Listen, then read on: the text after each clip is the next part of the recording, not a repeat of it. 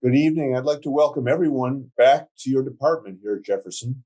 My name is Bill Schlaff, and I'm the professor and chairman of the department, have been now since November of 2011. We're very, very pleased to have everybody come back. We've all experienced so much over the past year, and it's really, I think, created a clear understanding of how much our family, our colleagues mean to us, how much we miss them when we don't see them.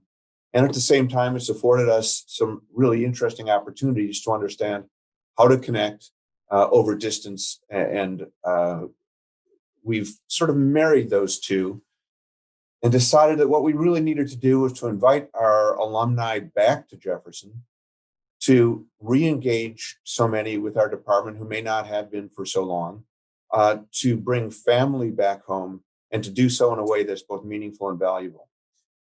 Our decision was that we would invite some of our august and really very, very prominent and accomplished faculty members to share their knowledge, share their experience, provide CME also to our family.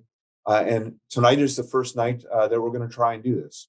We're anticipating doing this every several months, and we hope that by doing so, you, our alumni, can remain engaged and actually become even more engaged with the department in ways that are meaningful to all of us.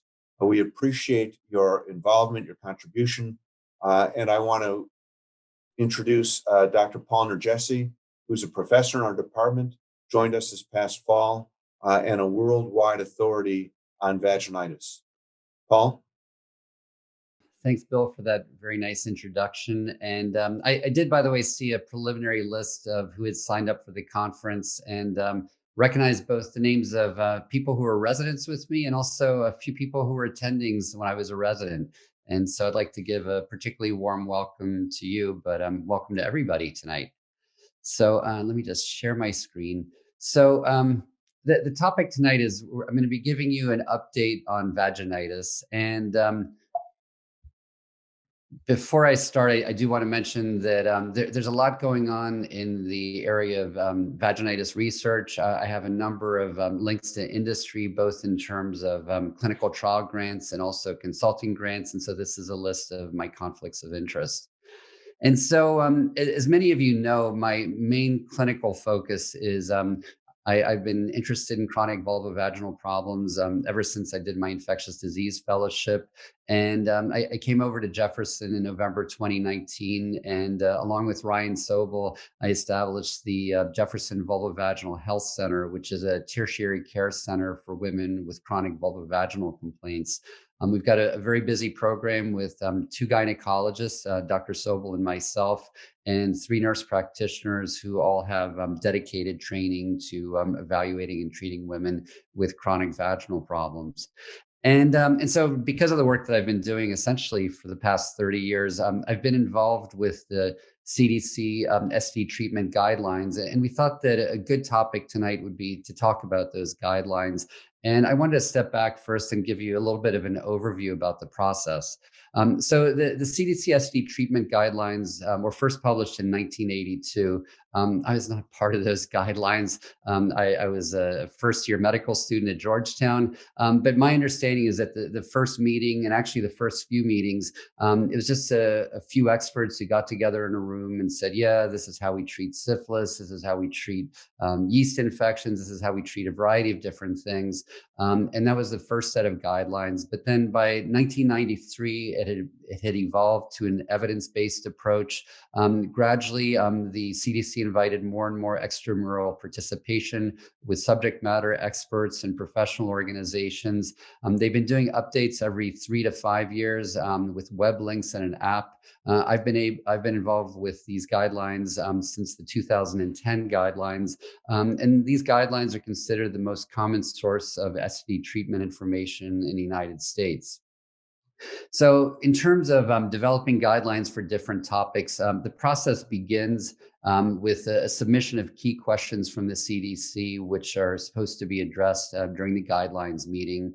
They enlist a subject matter expert who's supposed to do a systematic review of the evidence, do a thorough review of background papers and do tables of evidence. And then for the most current set of guidelines, there was a guidelines meeting in June 2019 in Atlanta where they brought everybody together for a few days, where we tried to answer the question, the questions that were asked, rate the quality of the evidence, identify critical gaps in knowledge, and develop a future research agenda, and then develop a guidelines document. And this slide, when I first developed it, the date was 2020. There is a virus that came along called COVID, and the 2020 guidelines got pushed back. And my understanding is that they're actually going to be published any week now, and certainly in the first quarter of 2021.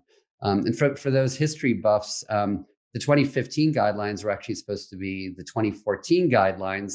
And then Ebola came along in 2014, and the 2014 guidelines got pushed back to 2015. So I'm just trying to figure out what catastrophe is going to happen about 5 years from now.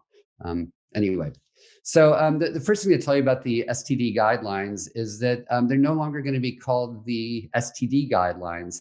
And in the future, they're going to be known as the 2021 CDC Sexually Transmitted Infections Treatment Guideline. I don't know exactly what's going to be in the guidelines, although I was very involved with the sections that pertain to diagnosis and treatment of vaginal infections. But on December 18th, they actually had a presentation by Kim Workowski at the CDC for public commentary, where she talked about what she expected to be in the guidelines. So that's kind of the latest evidence of what will be in there. And I actually want to give special thanks to my wife, Karen, who logged in and did screenshots of every single slide. That way I could see what was what was discussed. So a couple of background things I do want to mention. So one of them, first of all, is that in the diagnosis section, what gets stressed in there and what people often forget is that obtaining a medical history alone has been shown to be insufficient for accurate diagnosis of vaginitis and can lead to the inappropriate administration of medication. And sometimes the history is based on a patient calling in and just requesting treatment. Sometimes the patient comes in and doesn't really get evaluated. There's a lot of self-treatment going on. But the studies really do show that history alone is insufficient to properly diagnose vaginal infections. And what really needs to be done, apart from just the general medical care, is a very careful vulvovaginal examination where the vulva, vagina, and cervix are examined. And then every patient is supposed to get sampling of the vaginal vaults for vaginal pH testing, a whiff test, a wet prep, and a KOH smear. And so the way that we've been taught, and I've been using this slide almost since I began lecturing about vaginal infections, is that you get your pH, you look for clue cells, you look for trichomonads, you look for hyphae or blastospores, you do your whiff test, and depending on where the patient evaluation falls out, you can come up with a diagnosis and develop a treatment plan. But there's always been a question about how well this gets done and if this gets done. And I think that one of the best studies was actually back in 1999 by Harold Weisenfeld at Pittsburgh. He has also had a tertiary care vaginitis program, and he reviewed the charts of 52 women referred to his program. And what he found is that when he looked at the referring provider's notes, whiff and vaginal pH measurements were performed rarely, 3% of the time. 42% of physicians had no microscope at all. 54% of the visits where medication was prescribed had an inadequate evaluation. And then there's also a question about how well these tests get done. And I think that this study by Bill Ledger in New York captures some of that. This is a study of 61 patients in the OB/GYN clinic who were identified as having VVC by a resident. The patients had undergone the office tests that they were supposed to get, and they obtained yeast cultures and yeast PCR on these women. And keep in mind that both culture and PCR are much more sensitive than microscopy. And so about 100% of those swabs should have been positive on culture or on PCR. But what they found was that 49% of the patients had a negative culture in PCR. Only 33% had a positive culture. And so at least half, if not 2/3 of these women didn't have yeast infections at all. So a study like this done at a university program where there are residents, everybody's going to blame the intern, right? It's always the intern's fault in situations like this. But one of the things that Dr. Ledger looked at was the level of residency training, and he found that a higher level of resident did not improve the accuracy of the diagnosis. And so these two papers are decades old. I can tell you that there are more recent studies, including a really interesting one out of Pittsburgh in clinical infectious diseases, that show that we've made no progress in terms of correctly diagnosing vaginal infections since those two studies were published. And so to step into the void, we've had the proliferation of PCR diagnostic testing. The pros is that they're very easy to use, they're widely available, they're reproducible across various patient providers. It gives you a semi-rapid answer, and that by the next day or maybe 2 days later, you'll have an answer. And then more recently, in the case of two products, the one from BD and the one from Hologic, they're actually FDA cleared, and so it's an automated real-time PCR test. The disadvantages are that, first of all, it's not quite as rapid as wet mount pH testing and whiff test. It's also much more expensive. And also, a lot of the labs are offering tests for both BV and yeast that are not validated. And so, in the new set of guidelines, for the first time, they're actually going to give a nod to considering doing PCR testing if you can't do office testing. But one of the things they're really going to be recommending is that you understand the performance of the lab tests offered by the lab that you're using, and also realize that there may be overdiagnosis in certain conditions and also underdiagnosis in certain situations. So I also want to put one last plug in for office testing. And so the question is, what does office testing provide that PCR never will? So I already mentioned immediate results. It's an inexpensive technology. It'll cost you pennies to do the test. If you're lucky, you'll get $8 to $20 from the insurance company as payment, but it's really costs nothing. For women who are menopausal, you can look at her vaginal cytology and see if she's atrophic. You can look for the presence of white blood cells, which can be a marker for certain inflammatory problems. And then also, it'll tell you whether the patient recently used something, which is really an important part of her history, which she may neglect to tell you. So with that, what I'd like to do is I'd like to talk about bacterial vaginosis, trichomoniasis, and candidiasis, give you a little bit of an overview, and then also talk to you about the changes upcoming with the CDC guidelines. So with bacterial vaginosis, I've always thought of it as kind of with a liberal arts point of view, that bacterial vaginosis is a situation where there's a decrease in lactobacilli and an overgrowth with a broad range of organisms, Gardnerella being the most common, general mycoplasmas, a variety of anaerobes, Mobiluncus species, and other organisms. And the one thing that's been, become more apparent over the past decade is that as we're using PCR technologies to evaluate the vaginal microbiome, that this proliferation of abnormal bacteria is very, very complex. There doesn't seem to be one specific organism that necessarily causes bacterial vaginosis, but there are a lot of different bacteria that come together to cause this syndrome. And so with bacterial vaginosis, this is the most common symptom, nothing at all. And so it turns out that at least 50% of women with bacterial vaginosis are completely asymptomatic. One of the questions that's always out there is, what do we do about women with bacterial vaginosis? It's a risk factor for the transmission and susceptibility to various sexually transmitted infections, including herpes and chlamydia and HIV infection. It's a risk factor for pelvic inflammatory disease. Should we be screening routinely for bacterial vaginosis? It's still not recommended in any guidelines, but do keep in mind that at least 50% of women with bacterial vaginosis are completely asymptomatic.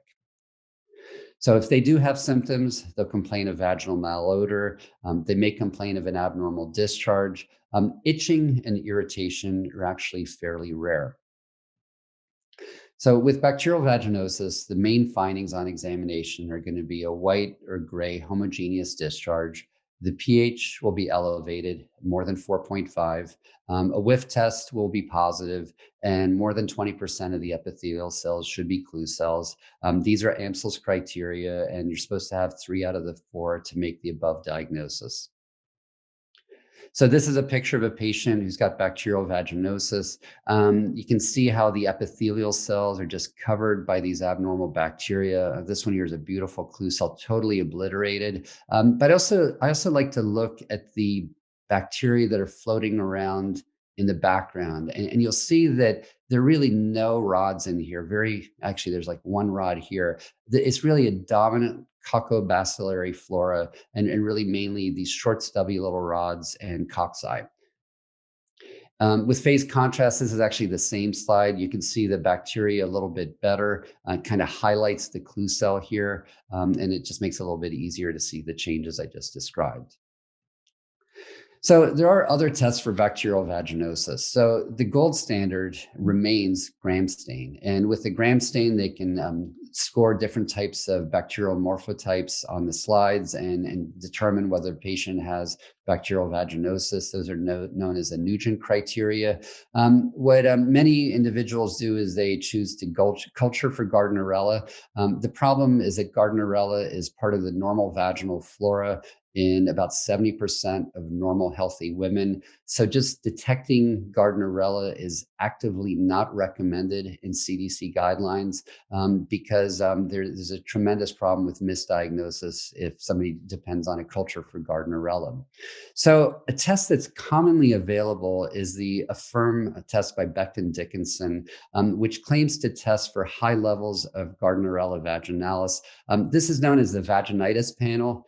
It's in common use by many labs, and for many of you, you may be using it if you're swabbing somebody for vaginal infections and sending it to the lab, because that's the one that some of the labs really want you to use.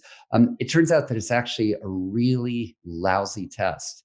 When it comes to bacterial vaginosis, the false positive rate is 40%. And I can tell you that almost once a week, I see somebody referred to me with recurrent bacterial vaginosis, where she probably never had bacterial vaginosis based on what she describes to me, but has been treated over and over and over on the basis of a positive Affirm test for Gardnerella. And so do keep in mind, if you're sending this test out and using it, that there's a 40% false positive rate.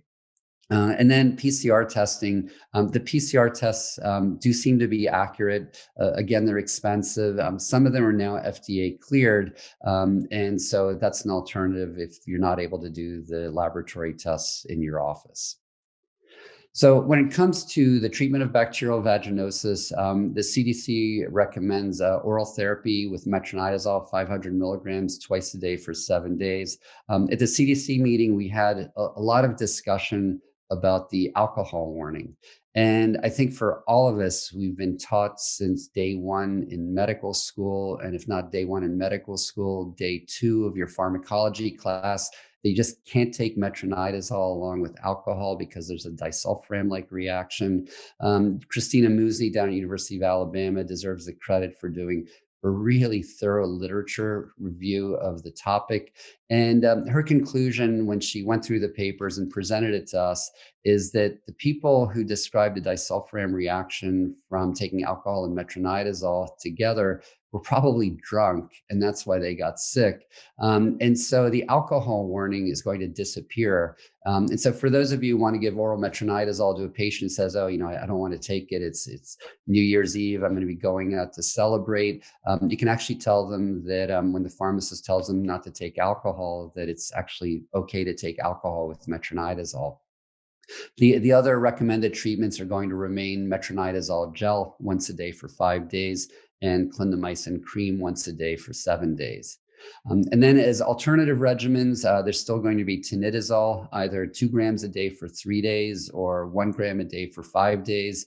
Clindamycin oral therapy twice a day for 7 days is still going to be in there. The new thing that's going to be added in is secnidazole. Is a single 2-gram dose. And I don't know how many of you are familiar with secnidazole. It's a packet that can get mixed in with either yogurt or applesauce, and patients can take it. The advantage of secnidazole is that it's a single dose therapy. It's got a very long half-life. And the studies that they did were all comparing it to placebo. But if you look at the results are about what you would expect with a 1-week course of metronidazole. And so it seems to be equivalent to that. The reason that it's there as an alternative as opposed to being a recommended treatment is that as a new drug that's branded, it's a lot more expensive than generic metronidazole. And then finally, the other topical therapy that will still be in there as an alternative is clindamycin ovules daily for 3 days. So then with bacterial vaginosis, the treatment goal is this: to reestablish the normal vaginal microbiome dominant with, or lactobacillus dominant, and get a decrease with these other bacteria. As many of you listeners know, this is very difficult to accomplish. And so the recommendations from the CDC have been and will remain that you should retreat the patient if the symptoms recur. And what I'll do is I'll actually switch drugs. So if they got metronidazole, I'll give them clindamycin. If they got clindamycin, I'll give them something with metronidazole. The study that we were part of about 15 years ago was looking at maintenance metronidazole gel twice a week for 4 to 6 months. The problem with that is that it's only effective about 70% of the time while the patients are on treatment. And then once they stop treatment, the recurrence rates are very high, 60, 70%. And so, so this was a popular approach, which can be helpful. What we've been doing now and what's going to be recommended is the protocol developed by Jack Sobel, where he used oral metronidazole, 500 milligrams twice a day for 7 days, then boric acid, 600 milligrams daily for 21 days, then followed by metronidazole gel twice a week for 4 to 6 months. This is what's going to be in the CDC guidelines. This is what Dr. Sobel described in his paper. And the results were clearly superior to what we would have expected with just a simple approach with metronidazole gel. The concept with boric acid, which by the way has a high pH, it's a weak acid, so it's not to stabilize the pH of the vagina, but the concept with boric acid is that there may be vaginal biofilms that are responsible for the recurrence of BV, and boric acid seems to be very effective at breaking up biofilms. And the protocol that we've been using, which actually Dr. Sobel in Detroit has been using as well for a number of years, is a little bit different than what the CDC is going to be recommending. What he's been doing, what we've been doing is doing a 14-day course of metronidazole and using the boric acid at the same time for a month. Then we bring the patients back and we put them on maintenance metrogel twice a week for 4 to 6 months, usually 6 months. And the other advantage of this, by the way, is that boric acid, which we'll talk about later, is a very effective antifungal. So it also minimizes the chances that they'll get a yeast infection from taking all these antibiotics. And then the CDC guidelines also talk about monthly metronidazole, 2 grams, with a 150 milligram dose of fluconazole. This was described in one African study. Quite honestly, I'm not a big fan of that approach, although it may be helpful. So next, we'll talk about trichomoniasis. So I want to start off by showing you this video. And for any of you, and probably all of you have used a microscope, you see this and you say, this is trich. This is just so satisfying when you see this on a slide because it's so easy to diagnose. It's so easy to recognize. It turns out that this is actually a lousy test. And I guess I deleted this slide. It turns out that the sensitivity of a wet mount is only about 50%. When I have a little bit more time in my lectures, I talk about trichomonas more. I describe a patient who had a 15-year trichomonas infection where everybody kept missing the diagnosis because they were relying on wet mount. And so a lot of the emphasis in the discussion from the CDC about trichomonas is that it's really easy to miss. And a wet mount is important if someone's in the office because it gives you an immediate answer, but it's actually not a very good test and you can't rely on it. And so, what's been the gold standard in the past has been to do a trichomonas culture. There's a pouch system, which is very easy to use. The advantage of culture is that there are no false positives. But the problem is that the medium is not always available. And depending on the type of medium you use, it may have a very limited shelf life. And so, sometimes it's difficult to get culture done. But now there's nucleic acid amplification tests that are available. The very same swab that you use for gonorrhea and chlamydia testing, you can also send for trichomonas testing, and it's considered the current gold standard. And I might add that nowadays I always keep in mind that there's more trichomonas in the United States than there is gonorrhea and chlamydia combined. And so whenever I do gonorrhea and chlamydia testing, I just routinely add trichomonas tests to the list. So in terms of treatment for trichomoniasis, the single 2-gram dose of metronidazole is going to disappear. It's not as effective as a 1-week course of treatment. It's no longer going to be recommended in women. And so none of us should be using a single 2-gram dose of metronidazole anymore to treat trichomonas. What's going to be recommended is a preferred treatment with metronidazole 500 milligrams twice a day for 7 days. And then also tinidazole, which can be used as a single 2-gram dose. Tinidazole, by the way, is a single 2-gram dose, is definitely better than metronidazole as a single 2-gram dose. It's got a longer half-life.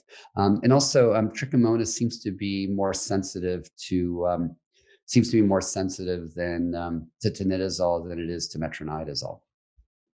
So a couple issues can sometimes come up with trichomonas infections. And so one of them is the patient who's allergic to metronidazole. So what do you do for that patient? And so now there's another drug that's been approved, or there has been. There's tinidazole, sicnidazole. Any day is also going to get approval for the treatment of trichomoniasis.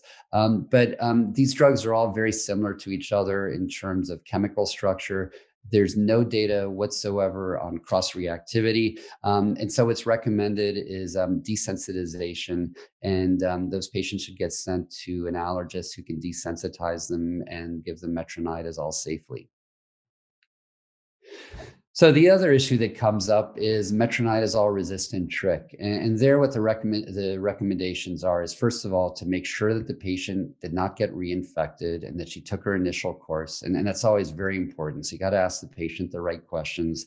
And then you can give her either metronidazole 500 milligrams twice a day for 7 days, or a single dose of tinidazole. So when those things fail, it gets a lot tougher. And those are situations where you may want to consider sending your patient to a specialist. If there's no one available, the first recommendation from the CDC would be to give her a week of tinidazole or metronidazole, 2 grams a day for 7 days. You can consider higher doses.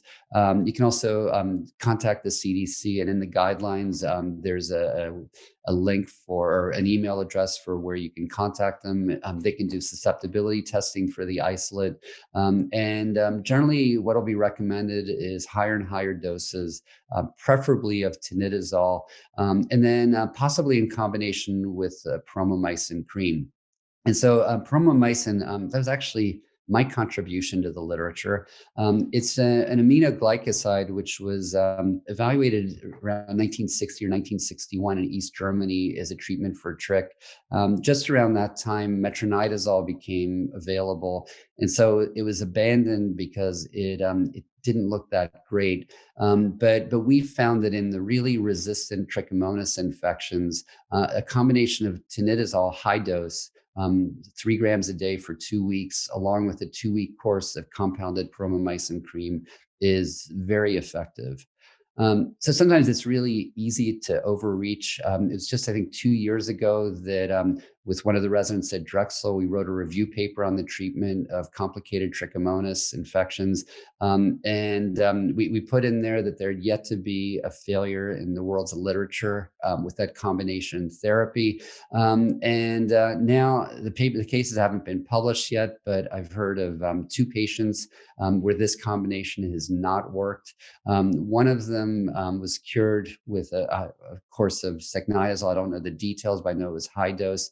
The other one, who lives in Kalamazoo, Michigan, of all places, they've tried everything imaginable. I get an email from them every couple months. Dr. Sobel in Detroit is also getting emails from them. And we haven't been able to come up with anything to cure this patient. And the reason I mention this is that there are concerns that there aren't that many drugs available to treat trichomonas infections, and that resistance may be becoming more common. So lastly, we'll talk about vulvovaginal candidiasis. So just like any other infection, there's a microbiology or mycology to candidiasis. In general, 90 to 95% of the cases that you'll see are going to be due to Candida albicans. There are a few issues now with resistance to Candida albicans, which may be becoming more prevalent. We're actually starting to see it more in our practice. Candida glabrata is a distant number 2. But then there are also a lot of other non-albicans yeasts that can cause infections in occasional cases. I had a nurse practitioner working with me for about 6 years named Cynthia Bayer. And just for fun, Cynthia kept a list of all the different types of yeast that we grew out in the cultures from our patients. By the time she left, I think we were up to 34 different types of yeast, some of them non-pathogens, but at least half were pathogenic species and causing symptoms in our patients. And so it's going to be primarily Candida albicans infection, but it's not always going to be Candida albicans infection. So in terms of symptoms, patients complain of itching, burning, soreness or irritation, dyspareunia, abnormal discharge. The reason I put the symptom slide in on what's supposed to be a high-level talk about vaginal infections is that everybody's perception is that discharge is the most common symptom of yeast infection. And it turns out that the symptom of discharge does not correlate at all with whether somebody actually has a yeast infection. What seems to correlate the best is actually if she's feeling really itchy or if she's having burning. So this is a patient with candidiasis. Ignore this little discharge here on the perineum, but I want you to focus on how she's got some swelling here of the right labium minus, maybe the hint of a fissure here as well. And so when you see those signs on exam, especially if it's an acute type of event, candidiasis should be number 1 on your differential.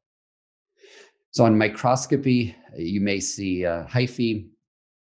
Here's another example of some yeast. Sometimes you may see something that looks like yeast, but it isn't. And so this is an artifact, just a dust fiber on the slide, but you can see how it's the same size as hyphae. And so it's easy to see why, for example, in that Cornell study, there's an issue with overdiagnosis of yeast. And then Candida glabrata doesn't give you hyphae. It gives you blastospores, which basically look like little snowmen. And so those are fairly easy to miss.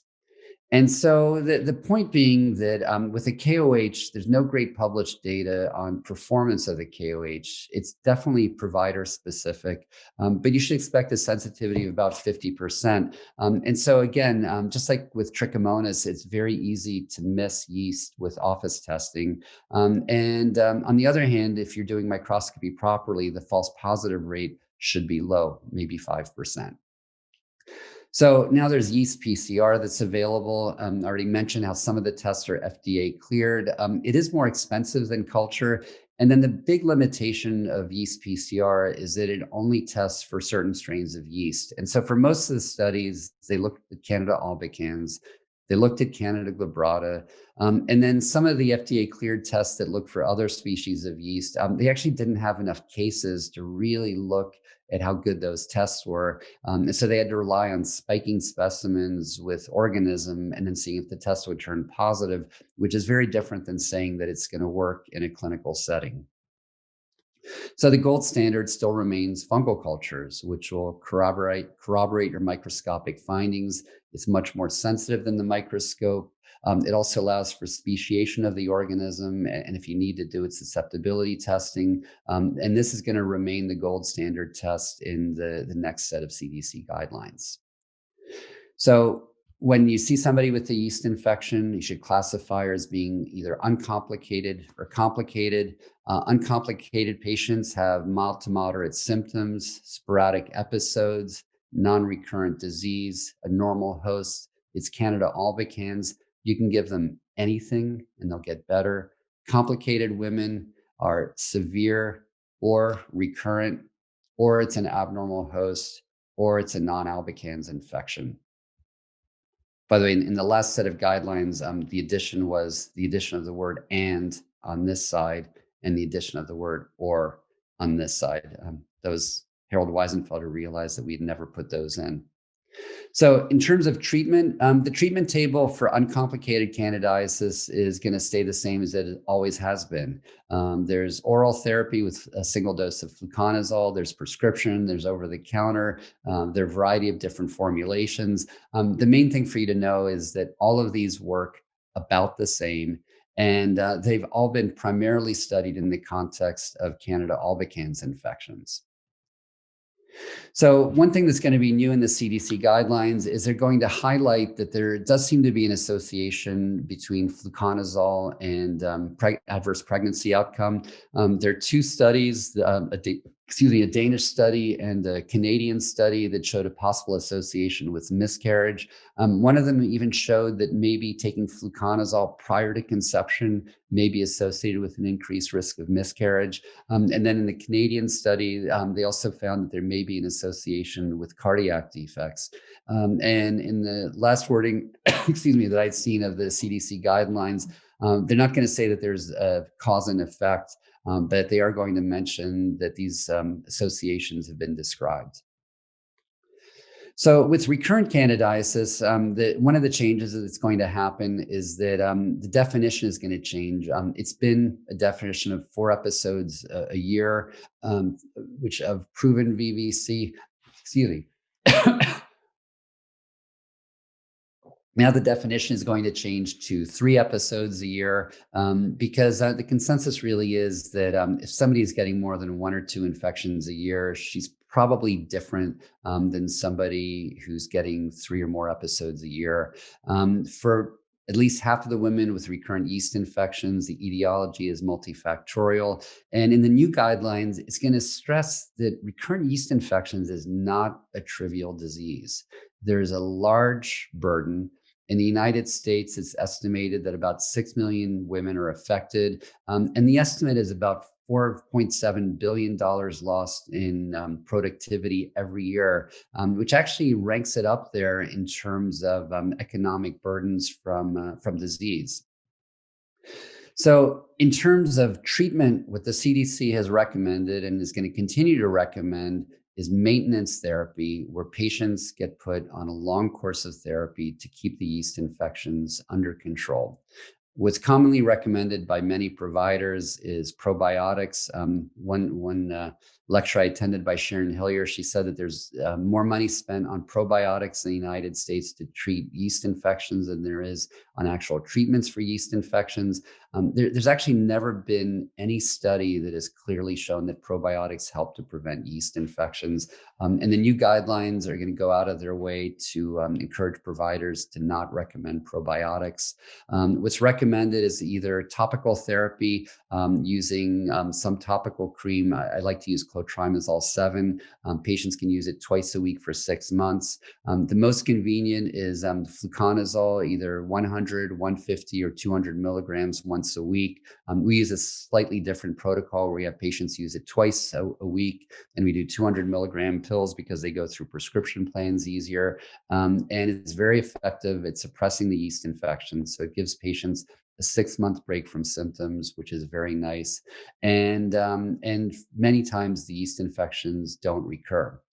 So new concerns with maintenance. If somebody is actively trying to get pregnant and we're trying to treat recurrent yeast infections. I don't think she should be using fluconazole. And again, because of the concerns that have been raised about fluconazole use, so I'll always use clotrimazole or miconazole twice a week. There's been some new data, both by study that we did and also a study done by Jack Sobel, 2 different studies that have shown that after stopping treatment, recurrences are still fairly common. And so the wording in the CDC document is going to focus on trying to control the relapses as opposed to telling patients, oh yeah, if you do this one long course of treatment, you're going to be cured forever. And then there does seem to be an emergence of more resistant Candida albicans strains. The CDC guidelines are going to recommend susceptibility testing. Labs right now offer susceptibility testing, but they do it at a pH of 7.4. It turns out that for yeast susceptibility, testing changes if it's done at the vaginal pH of 4.0. And so the CDC guidelines are going to recommend trying to get the susceptibility test done at a pH of 4 because they're more accurate. It's going to be a difficult process convincing labs that should be done. But hopefully once those guidelines get published, the labs will come on board. Right now, when we use LabCorp or Quest, they're doing it at a pH of 7.4. And we tell patients it gives us a general idea of what might work, but it's not necessarily that accurate. So with the non-albicans yeast infections, optimal treatment still remains unknown because the information we have about them are more from case series. What's recommended if they haven't had an azole is an initial course of 7 to 14 days with a non-fluconazole agent. If that doesn't work, give them boric acid vaginally every night. The recommendations have been changed to say do it for 3 weeks. It used to be for 14 days. And then if the symptoms recur, refer them to a specialist. And so in summary, what's going to be different with the new CDC guidelines? The AFFIRM test or the vaginitis panel is out. The PCR test, which was really discouraged in the previous guidelines, is now considered okay, but try to find out how good the tests are with the lab that's providing you with the PCR test. But the gold standards for diagnosis are unchanged. For trichomoniasis, a single 2-gram dose of metronidazole is out. For BV, there's the addition of secnidazole, a single 2-gram dose, or probably end up. Could you try again? Sorry, my watch thought that I was asking for Siri. Probably as an alternative regimen, and it's going to be okay to use alcohol with metronidazole. For VVC, there's going to be a change in definition of RVVC, an emphasis on control of RVVC, and in pregnancy, there are going to be concerns about use of fluconazole. So in closing, I'd like to give special thanks to Jeff Spence, the Assistant Vice President for Alumni Relations. You've met Jeff earlier. Also Chris Ahern, who's the Assistant Vice President of Development for Orthopedics and the Clinical Programs in the Office of Institutional Advancement. And finally to Stacy Small, who's our Education Program Manager in the department and also directs our residency program. And so with that, I'd like to thank you for your attention, and I'm happy to answer any questions. Thank you, Dr. Nyirjesy. And for those of you who are attending, if you use the Q&A button located at the bottom of your screen, we'll take your questions as time allows. We did receive a few questions in advance, so we'll begin with those. Dr. Nyirjesy, we received a couple of questions regarding how soon it will be until we see a yeast vaccine. Any thoughts? Yes, so we were actually part of the yeast vaccine clinical trial, and the concept with this vaccine is that the thinking was that there's a certain protein that yeast uses to stick to vaginal tissues, and that if a woman could develop antibodies to that specific protein, it might help to protect from infection. We did this very large clinical trial, as a multi-center study, and it showed that this vaccine was safe, that women produced a very robust immune response to the antigen they were trying to look at. But it only seemed that women under 40 got any benefit. And so I think the company isn't really working on developing this specific vaccine right now, or at least for this indication. And so I think the short answer, Jeff, is probably not in my lifetime. And I hope to live a long time. Fair enough. You mentioned in your talk about probiotics, but we have a question wondering about how diet, if at all, influences vaginitis. Yeah, so the diet theory was first proposed by William Crook in the 1970s or 1980s, and it in non-diabetic women it probably doesn't make much of a difference. And I can tell you empirically, which is actually just a lousy way to comment, but I've seen countless women over the years with recurrent yeast infections who have driven themselves crazy, avoiding sugar, avoiding alcohol. They won't drink wine. They kind of miss out on a lot of things they'd like to not miss out on, and they're still having recurrent yeast infections. And so, in general, I tell patients I don't think it makes a really big diet. Makes a big difference. And then with BV, there's been a question about maybe that vitamin D deficiency might play a role in getting bacterial vaginosis. And unfortunately, there's been one trial looking at vitamin D supplementation, and it didn't seem to help. Thank you. We have another question, or more a comment about partner treatment in TRIC that it wasn't part of your presentation, but it's a consideration. Yeah, so the partner needs to be treated, right? So it's an STD. A single 2-gram dose of metronidazole is still considered appropriate for men. You can consider giving partner expedited therapy. It's funny, there's a whole talk on partner expedited therapy last year at the Infectious Disease Society for OB/GYN meeting. And to do it correctly, you're actually supposed to, I forget what you're supposed to write on the prescription, but it's like for the partner. I think most people, if they're going to treat the partner, they just find it easier to just add a few extra pills to the patient's prescription. And fortunately, the risk of serious adverse events from metronidazole is low, so it's considered appropriate to do that. Another question: do you think urine GC test is sufficient to screen for STI in pregnancy, or should it be a vaginal swab? Well, so urine is approved, but if you look at the studies, there's always a slightly higher yield with vaginal swabs.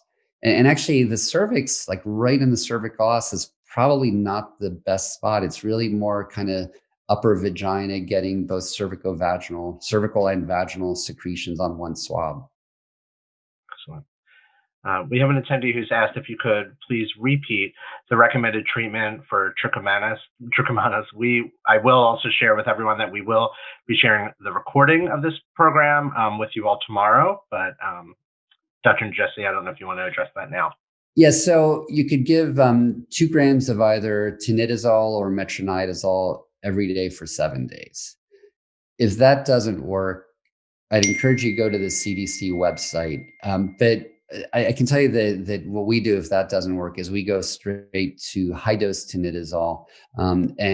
Usually I go right to high-dose tinidazole with vaginal promomycin cream. Because I think that the more you use lower doses, the higher the risk that resistance is going to develop with time. Thank you. And as I think that will pretty much wrap up our Q&A for now. And as we invite Dr. Schlaff to join us back on screen, and thank you, Dr. Nyirjesy. We did receive a comment, though, from one of our attendees who was hoping that in the future we might be able to have a Zoom reunion of sorts so that folks will be able to see each other. And I know that Dr. Schlaff and Dr. Nyirjesy are very eager to continue these programs and other alumni engagement programs as we move into the future. That would be nice with virtual cocktails, right? Yes, exactly. I'm so glad that whoever wrote that. If there's any interest in that individual in a new position here at Jefferson, we'd be glad to invite someone with that kind of insight and creativity. We're really very, very interested in bringing together our alumni. We had in April a year ago, Tom Klein, who many of you know, turned 80, and we had a get together, and we had actually a number of alumni coming from as far away as Wisconsin and other states to help us celebrate. And it was great. And we were making plans of how we might do just what was suggested. And then, as Paul pointed out, COVID happened, which certainly impacted our ability to do anything. So these efforts really have grown out of the department's, everyone in the department's interest in engaging our faculty, our alumni as well, and really kind of recreating that. In the short term, it's going to be pretty hard to get together. I think we all know that. So what we hope to do is to have others of these kind of events. Stacy Small, who Paul acknowledged, is an extraordinary techno-genius and runs our education program from an administrative standpoint.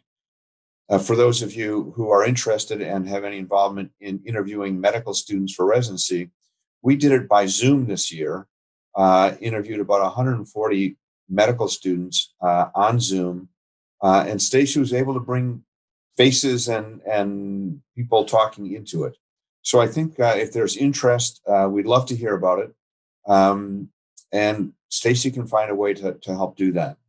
I just want to reinforce everyone's enthusiasm for getting together, express my appreciation to Paul, to Jeff Spencer, who's helped so much, to Chris Ahern and the Office of Institutional Advancement, who supported our efforts in all sorts of ways.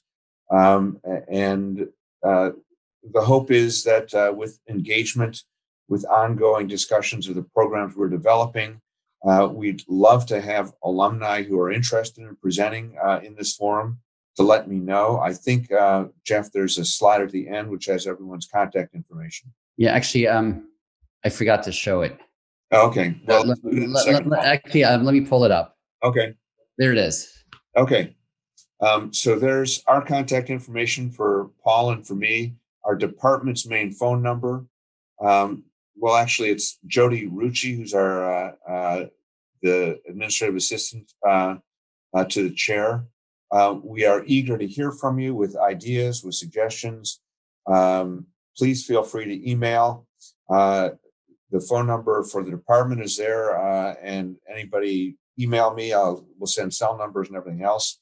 Topics that you might want to hear about and ideas for developing an even more robust alumni involvement would be great.